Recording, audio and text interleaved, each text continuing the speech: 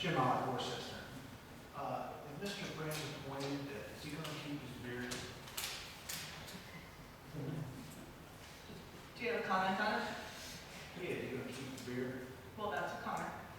Because I think he should have to shave if he's going to be the solicitor. Number two, you talked about getting a letter of resignation from Mr. Gary. When did that letter come? Today.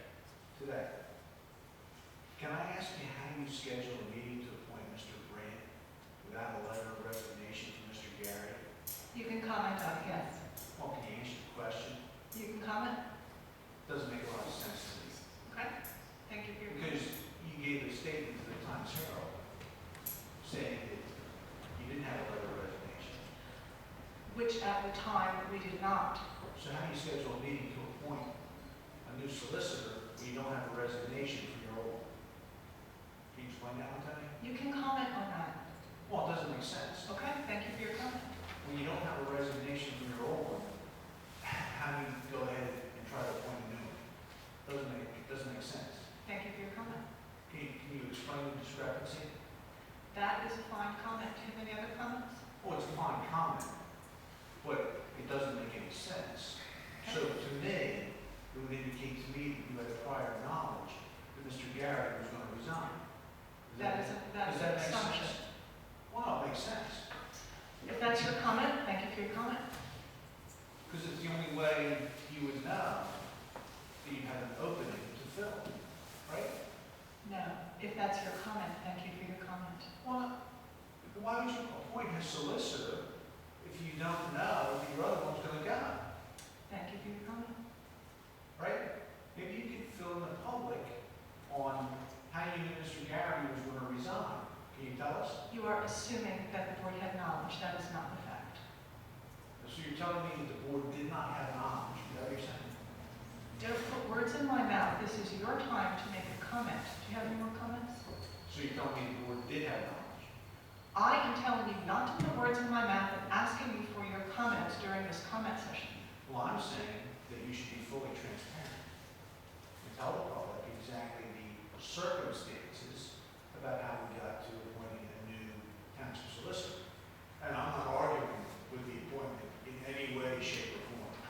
Interesting. At all.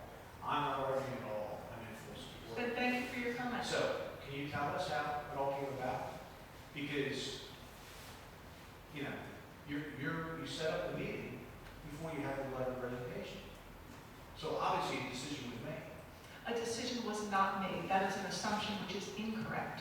A decision may be made tonight. There's a motion on the floor. Well, no. You put the meeting on. A decision was not made. That does not mean a decision was made. You assume facts, not in evidence, if you want to speak in legal terms. Can you explain to me why you put the meeting, special meeting on tonight to appoint a new township solicitor when you did not have a resignation letter from the old one? Thank you for your comment. I understand that you are not clear about that. Thank you for your comment. There's only a couple explanations for it. There are many. Because, let's just say the resignation letter didn't come in. What were you going to do, cancel the meeting? Is that what was going to happen? You didn't get the resignation letter? Is that? Why would that be required? The township can appoint a solicitor at any time. So you're going to have two solicitors? Obviously not. So then you're going to let Mr. Garrett go, is that it? You are making assumptions right and left. You're welcome to make comments. I'm trying to figure it out. It makes no sense to me. I don't get it. If, let's just say his letter didn't come in, right? You don't have his letter in. You're going to appoint Mr. Brand. So the only thing you have left to do then would be to let Mr. Garrett go, right? The township could do that, but you are making assumptions. Well, I don't get it. We did receive a I letter. saw your comments to the Times Herald, which made no sense to me. Right? You made no decision. That is correct. You had no resignation letter. But you scheduled a meeting to appoint the new township solicitor. So the only logical thing that could have happened ahead of time was Mr. Gary was told, hey, you're not going to be our solicitor. Incorrect assumption. Incorrect. I'm incorrect. Your assumptions are not